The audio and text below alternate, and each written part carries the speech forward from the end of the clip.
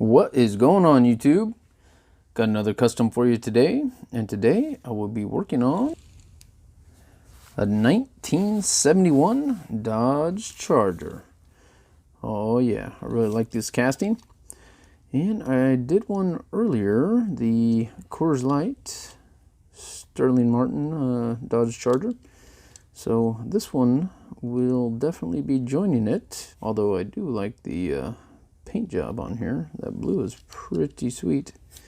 But I think I got something in store that's going to make it look a lot better.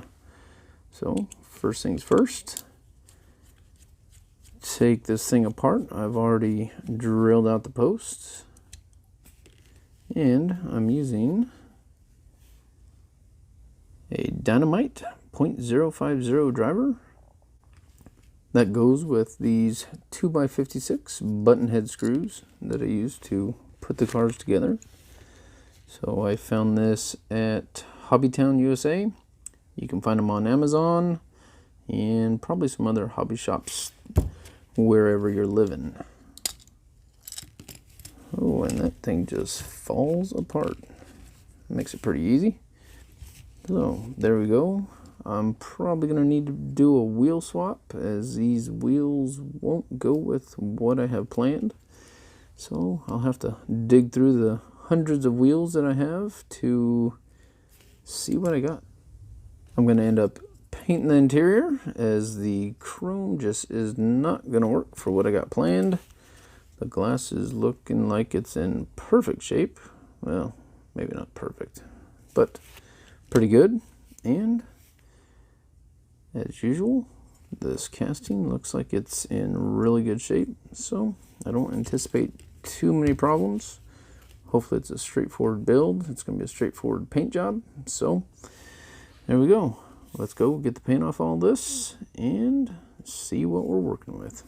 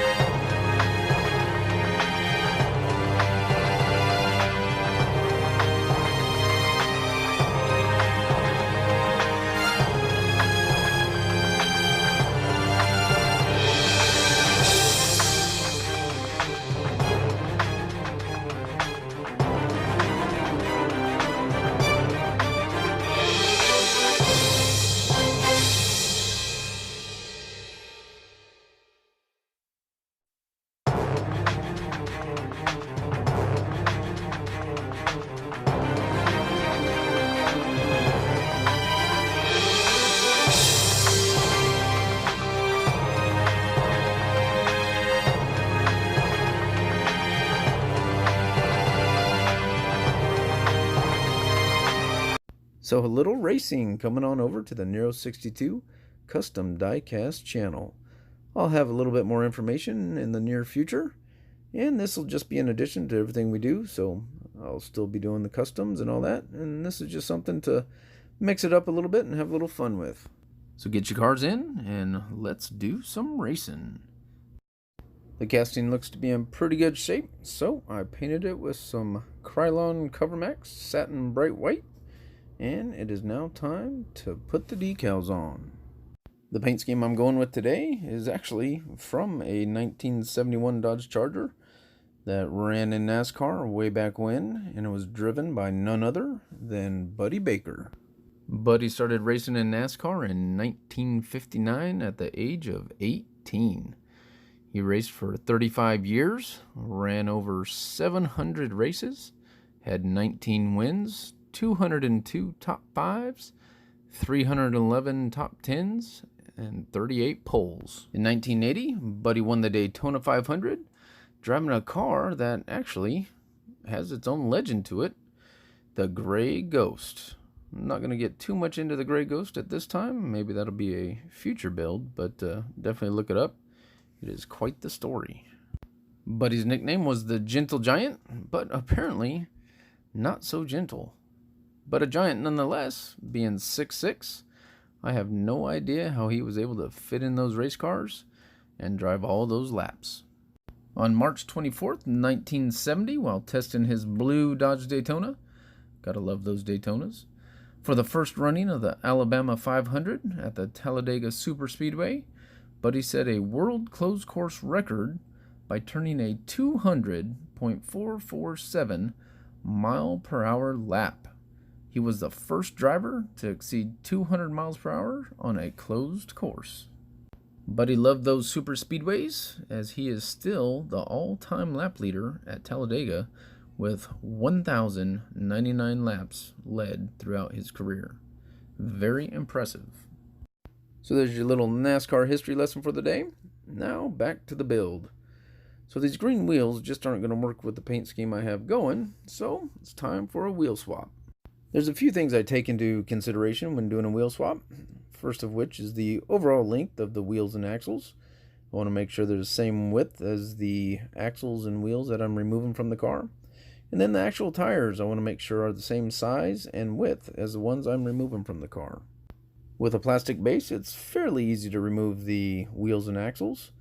I just use my pick, I get underneath the axle and lift up, and these plastic tabs bend pretty easily, and the wheels and axles just pop right out.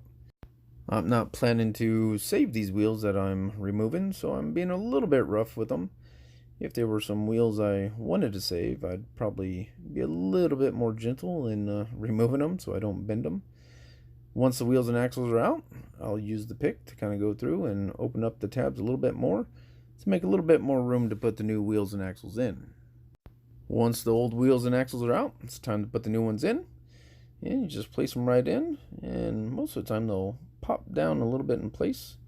And then I just use the pick to bend the tabs back over to hold the wheels and axles in place. I like using this method a lot better than using glue to hold the wheels in. On a number of occasions, I've accidentally glued the wheels together, and which has prevented them from rolling. So I try and avoid using glue if at all possible. I've found that once you bend these tabs back in, they hold the wheels in place pretty well. One thing you got to consider though is if you break one of these tabs, you're probably going to have to end up gluing it, which I eventually broke one of the tabs in this one. And it's just as easy as that. Once I have the wheels back in and the tabs pushed down, I'll check to make sure they're being held in there pretty secure. And you got to roll it around a little bit, make sure it rolls correctly, and there you have it. These white walls I think will look pretty good on this paint scheme.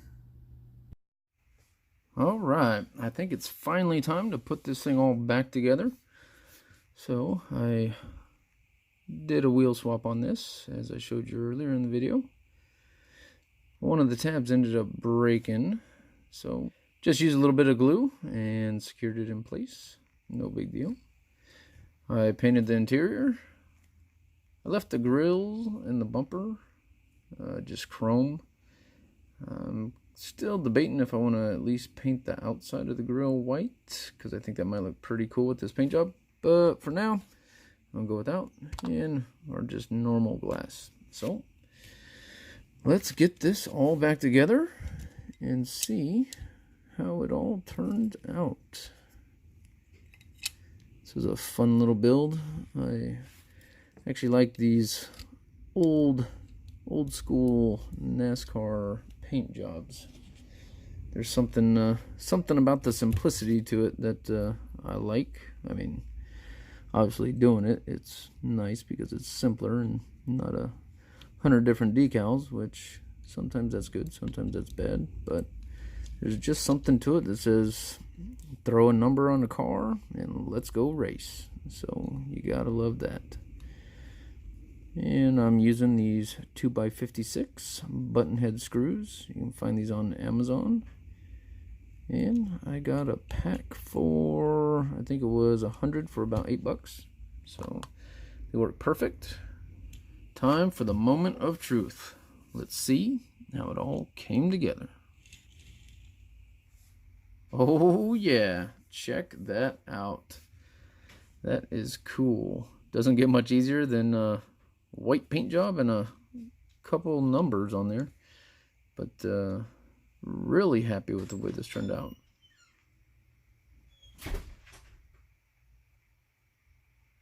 Buddy Baker.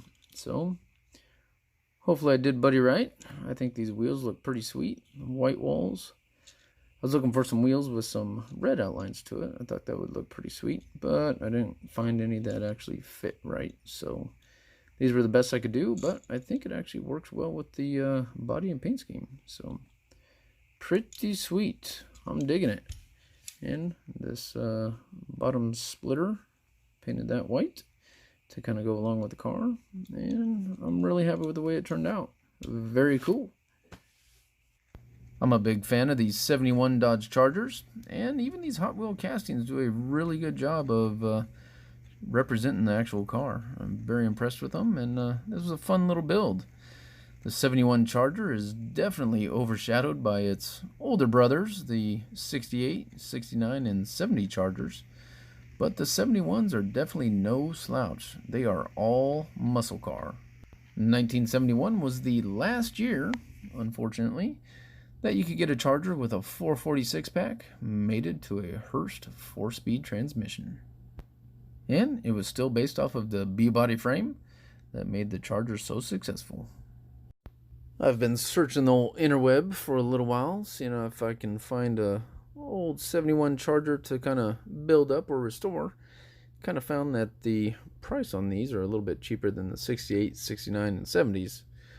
But even ones that are in really bad shape, they're asking quite a bit of money for. So I don't know, hopefully one day I'll be able to get my hands on one, but until then, keep making these cool customs.